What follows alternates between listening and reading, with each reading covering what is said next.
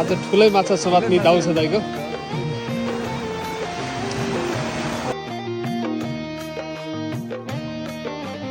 Good afternoon. अहिले हामी चाहिँ माछा मार्न जाने भनेर हाम्रो सुजन भाइले प्लानिङ बनाउनु भएको र उहाँको साथीहरू सुशील भाइ, दिव्य भाइ र अन्य साथीहरू सहित हामी चाहिँ अहिले बिग आइल्यान्डतिर लाग्दैछौँ। यो on the way to big island.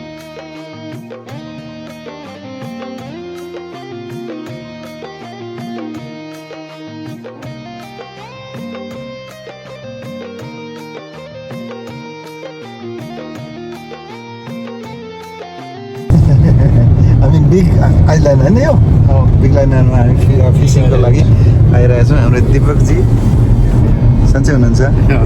एकदम हजुर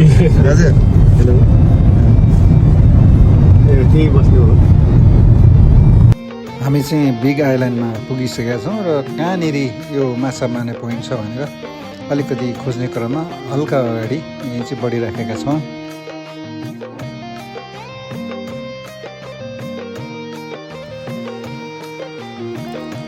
Hi. Come, let's Okay. go and माछा त पर्छ कि पर्दैन, तर पनि एकदमै रमाइलो वातावरण, सिन चाहिँ एकदम रमाइलो रहेछ यहाँ। नमस्ते। अहिले हामी चाहिँ यो माछा मार्नको लागि भनेर हाम्रो सुजन भाइले मलाई पनि जाउँ भनेर लिएर आएको छ। यो बिग आइल्यान्ड पऱ्यो। यो एकदमै अब आज रमाइलो हुनेवाला छ।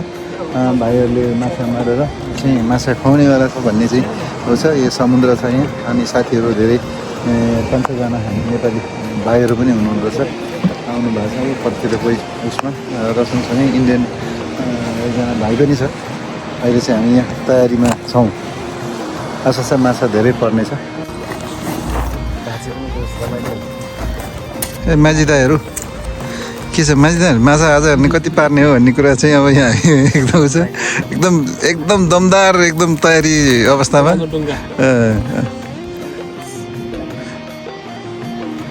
एकदमै सिपालु जस्तो छ यहाँहरू भाइहरू।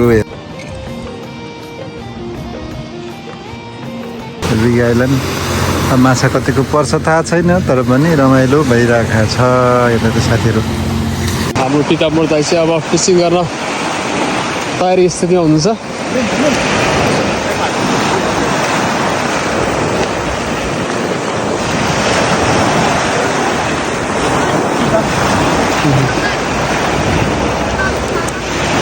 हामी चाहिँ अहिले यो नोभा स्कोसियाको बिग आइल्यान्ड भन्ने ठाउँमा, यहाँ चाहिँ स्पेसली सी बास भन्ने माछाको लागि चाहिँ अलिकति पपुलर ठाउँ हो।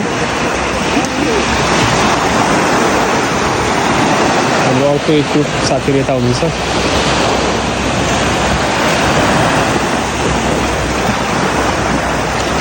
अनि गुरुजीले मिलाउँदै हुनुहुन्छ।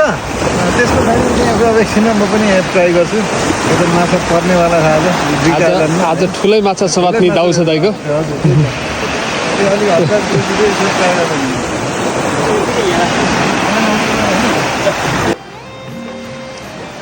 हाम्रो सुजनजी चाहिँ अहिले यहाँको चाहिँ नि एकदमै भेटरन फिसरम्यान।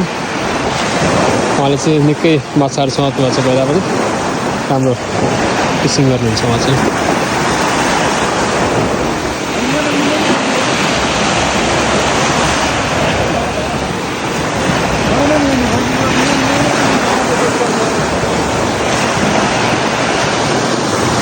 व्हेल माछा होला दाइ, फेरि व्हेल माछा पऱ्यो त बर्बाद हुन्छ।